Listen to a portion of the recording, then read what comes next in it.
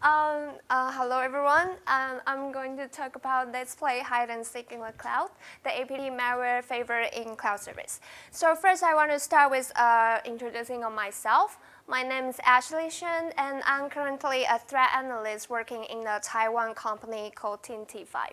And my major research is about APT research, malware analysis, and malicious document detections. And I'm also a member and speaker of the Hacks in Taiwan conference.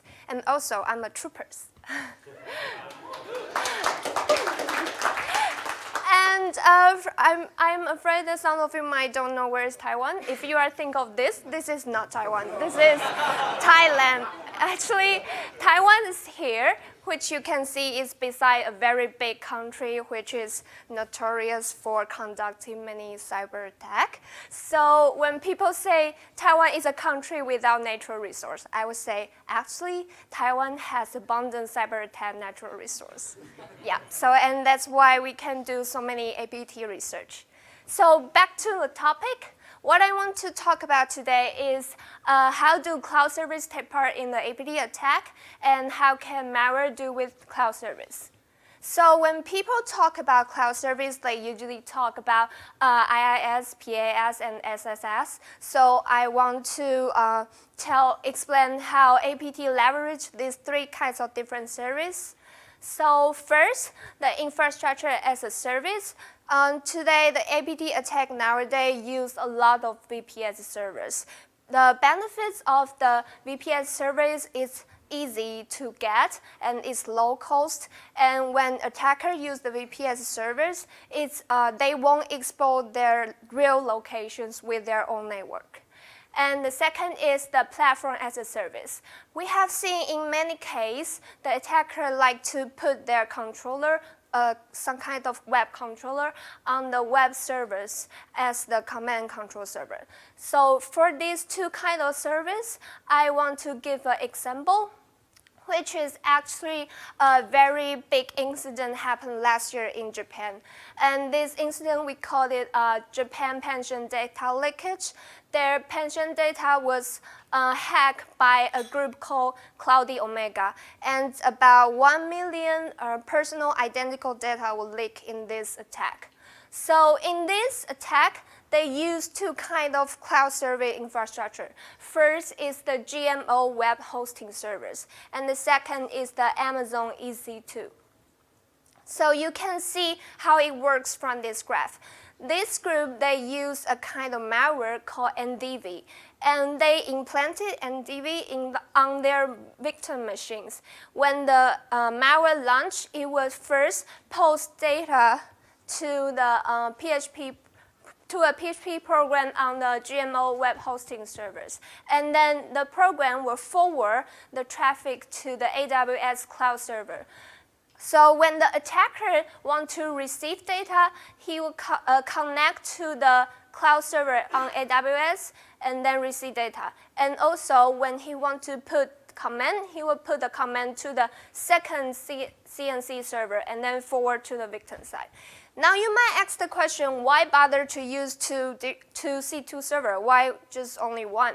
The benefit is when you on the victim side, you will actually only can see the traffic between the malware and the first C2 server, which is the web hosting server. So there's basically nowhere that you can know where's your data coming to, and you don't know where's the attacker's locations. And the second advantage is that when actors they are conducting attack, they usually have for example, like hundreds of C2 servers. But when they have that much C2 servers, they don't need to change the configurations of each of them to connect to the C2 server on each C2 server. They just need to connect to the maybe single or a few of the second tier C2 server. They don't need to change the configuration to every first tier C2 server. So as for the software as a service, I like to say APT attack actor, they use this as like an invisibility clock. If you have seen Harry Potter, you know what I'm talking about. Yeah. And there are some tricks they leverage this kind of service. The first trick is they use the software as a service as a redirect tool. And this is how it works. When the malware implanted on the victim machine, it will first connect to a cloud service, which might be a blog or a Twitter, and then retrieve an encoded C2 address string. The encoded C2 address string can be decoded by the functions in the malware. And then the malware will connect to the decoded IP address to get a real command. So the benefits is, what I just say is the actor usually have a bunch of C2 servers because they change it frequently to avoid tracing. So when the attacker wants to change the C2 server, they just need to simply change the string on the blog or on Twitter. They don't need to change the configurations in the malware. So here's an example of this kind of malware. We call it Elurx. It has been observed since 2010 and targeted a lot of Taiwan, Japan's, Hong Kong government. And this malware, this is a screenshot. Sometimes it will embed the encoded string in the blog contents or in the HTML tag of the blog. And the attacker sometimes will choose the blog depends on who they are going to attack. For example, this example is they choose a Japanese blog when they targeted Japanese victim. So the traffic seems like they are browsing a Japanese blog, so it looks innocent for Japanese victim. And the second trick is they use the cloud service as the storage. And this is how it works. When the malware on victim machine launch, it will connect to the cloud storage, for example, like Dropbox or Google Drive, to retrieve a file. The file is actually a command from the actor.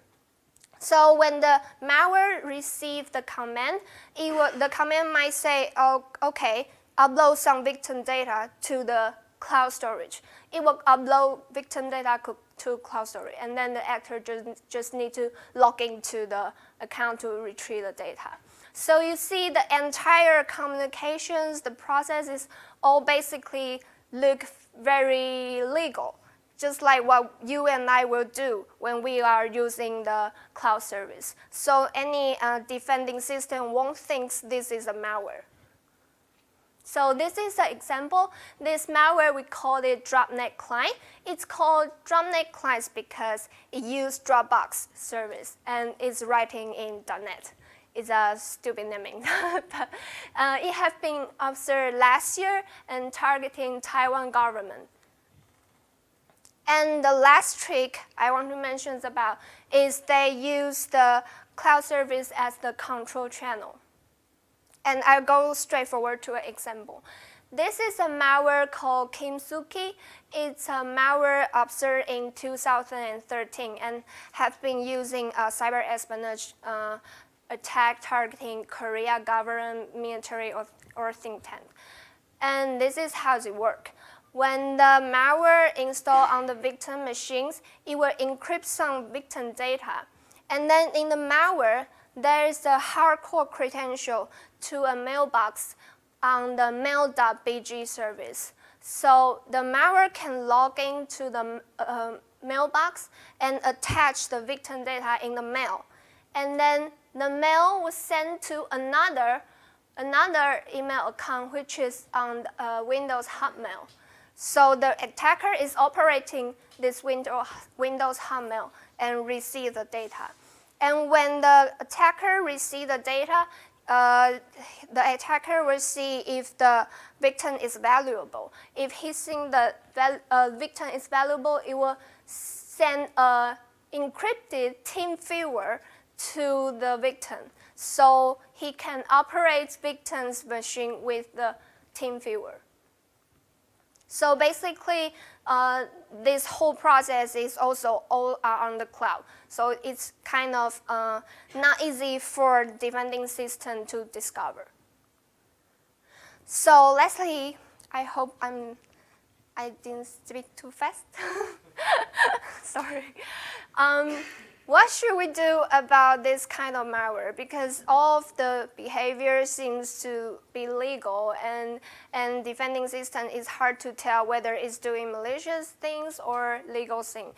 I know some companies in Taiwan, they actually try to have a blacklist which will block every cloud service. They try to block Facebook, Google Drive, and Dropbox or something like that. So basically, every employee in the company won't be able to use this cloud service. But this is not a very effective, good way to do that, because you block 10 cloud service, there might be more 100 more cloud service, and new cloud service are keep coming out. How can you block them all?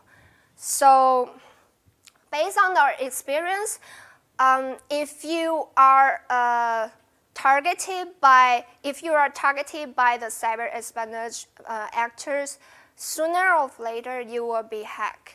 So you should have prepare for this situation.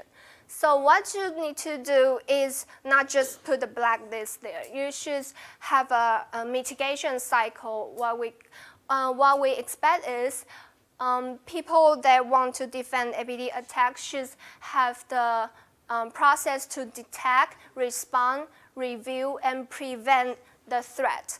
And to detect the threat, it's like a guard in front of the front gates of your building.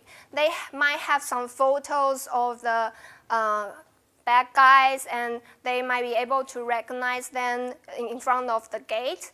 But there are still some guy that you never met. That's some guy that you never met who might bring the bomb into your building. So you also need an emergency response team. So when you discover that there is a bomb in your building, your team should be able to deal with this. For example, when you realize that you have been hacked, you should have an incident response team to collect the samples, to recover the situation. And the most important is the review part. The review part is something I like to call it like a detective. The review part is in charge of it to discover out which malware are they using, and who are attacking you, what they are aimed for, and what is their other targets. So you will get more understand about your enemy, so you will know how to prevent them. So this cycle is what I think and what my company thinks is better to prevent the APT attack. So that's all from my side. Is there any questions?